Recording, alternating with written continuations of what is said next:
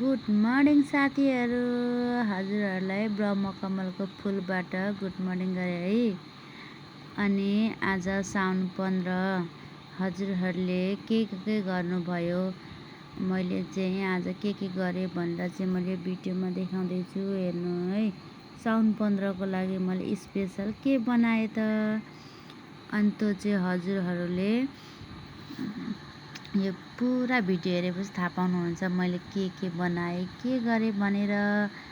अनि हजुरहरूलाई एउटा कुरा मलाई सोध्न मन लाग्यो, मैले मिनी ब्लग भनेर मैले बनाएँ होइन। अनि मेरो मिनी ब्लग कस्तो छ, कस्तो मैले एडिट गरेको कस्तो छ, मैले भिडियो गरेको कस्तो छ, यो भनेर चाहिँ हजुरहरूले मलाई भनिदिनु होला।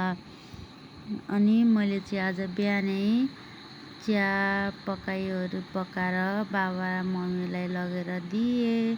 अनि यसमा चाहिँ मैले आज के बनाएँ भने बुङ्गाको अचार, अनि यो चाहिँ मटर के गेडागुडी, अनि चाहिँ कागती थियो, अनि कागतीले कसले दिएको रहेछ। अनि त्यसपछि मैले चाहिँ चिया खाएँ। चिया होइन नि, फेरि यो तातो पानी हो नि हजुर। अनि त्यतिकै भएर मात्रै हुन्छ त, म त घरिघरि नाच्छु पनि गरेर नि। ए नाच्दैछु त, गीत बजाएको थियो त्यसमा नाच्दै पनि गरेको, म त घरिघरि के गर्छु नि। अनि तपाईँहरूलाई बिहान उठेपछि के गर्नु मन लाग्छ? मलाई चाहिँ जहिले पनि के अरे हनुमान चालिसा सुन्न मन लाग्छ। अनि म चाहिँ माथि आएर गरेँ भने चाहिँ टिभीमा त हनुमान चालिसा लाउँछु क्या। अनि त्यत्तिकैमा म यता पनि पकाउँदै पनि छु नि त।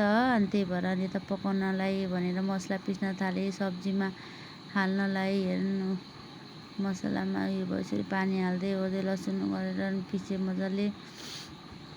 त्यो मसला पिसेँ, त्यतिकै त खाइसकेको थिएन नि, खान थालेँ। अनि यता उसिनेको थिएँ आलु र बुङ्गा। अन्त त्यसपछि यसमा म सब्जी बसाउनलाई मैले प्याज काटेँ। अनि गर्नलाई त्यतिकै चिया चाहिँ फेरि किन पकाएँ भन्नुहुन्छ भने नानीले चाहिँ खाएको थिएन, नानी चाहिँ ढिलो उठेको थियो। अनि त्यहाँबाट उसको लागि चाहिँ मैले फेरि चिया पकाएको। अनि त्यतिखेर सब्जी पनि पकाउने अघि उसिनेको थिएँ। अनि उसिनेकोमा त्यो चाहिँ अहिले मरमसला हालेको थिइनँ नि त। अनि त्यही भएर मरमसला पकाएर मात्रै गरेको, त्यो मात्रै पकाएर उता आगोमा पनि मैले के बनाएँ त आज साउन 15 स्पेसल खिर बनाउन तयार गरेँ। अनि अनि आलु तासेर अचार बनाउनु पर्यो, अनि आलुको फ्राई गर्नु पर्यो भनेर आलुलाई मैले तास्दैछु।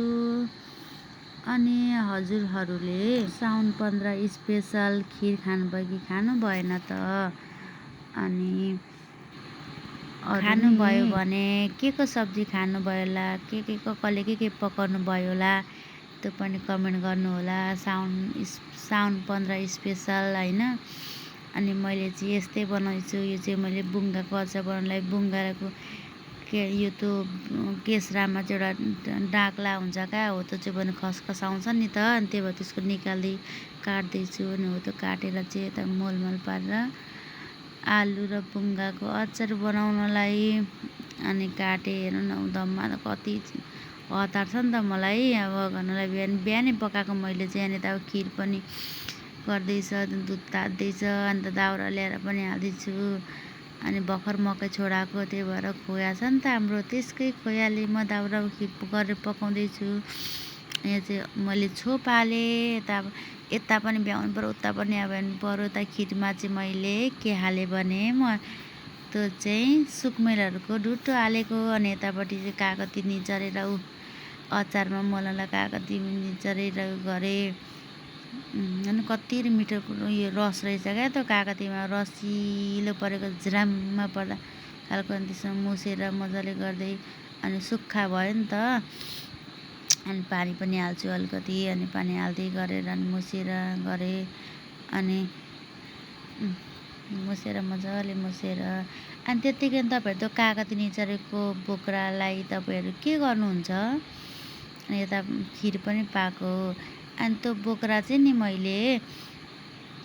चाहिँ के गर्छु भने त्यो बोक्रालाई चाहिँ काटेर म यो गर्छु, काटेर मसिनो पारेर अनि बट्टामा हालेर राख्छु। किनभने त्यो चाहिँ पछि गलेपछि त्यो लपक्क निम्की हुन्छ नि, त्यो निम्कीले जस्तो लपक्कै हुन्छ। अनि पछि जाउलोमा बिमारी भएको बेलामा खानलाई राम्रो हुन्छ क्या। अनि त्यही भएर त कागती निचोरे रहेको त्यो बोक्रालाई पनि म त बट्टामा हालेर राख्छु। अनि यतिकै मैले सरसफाइहरू पनि गरेँ। त्यो गरेर भएन। भाँडा पनि थुप्रै अब पकाएको ओरेको थियो नि त भाँडाहरू, त्यो भाँडा पनि मोल्नु पऱ्यो। यहाँ चाहिँ म चाहिँ भाँडा मोल्नलाई यहाँ गरेछु। अनि सबै थोक भाँडा पकाइसकेपछि भाँडाहरू सबै मोलेर अनि म चाहिँ मम्मीहरूलाई बोलाउन गरेको नानीलाई बोलाउन पठाएँ। नानी चाहिँ बोलाउन गइरहेछिन्। अनि त्यतिकै म चाहिँ भाँडा मोल्दै सकिहाल्छु त्यो मम्मीहरू आउँदासम्म भनेर म चाहिँ मोल्न थालेँ। हेर्नु मोल्दैछु म पनि। अनि त्यसपछि अनि गर्दैछु। छिटो सक्नु पऱ्यो नि त हौ। छिटो गरेर अनि फेरि नानी त्यसो झगडा गर्छिन् आएर मसँग गर्नलाई। अनि त्यही भएर छिटो गरेँ। अनि यतिकैमा उता पनि अनि हेर्नु पऱ्यो, यता पनि हेर्नु पऱ्यो।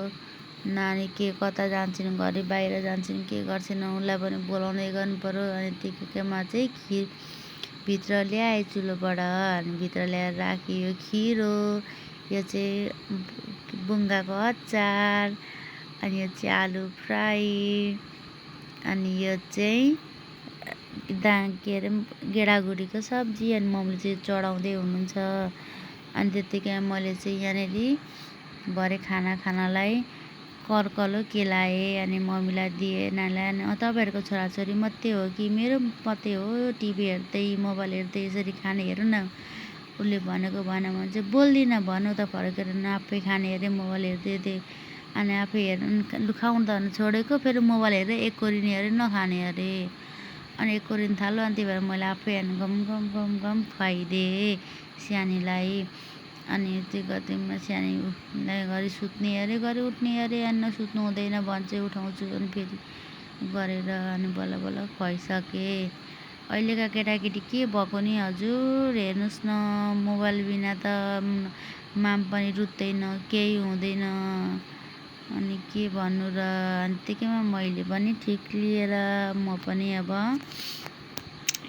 बाहिर बसेर खान थालेँ। कस्तो भएछ भनेर चाहिँ हेर्नु मेरो रियाक्सन हेर्नु।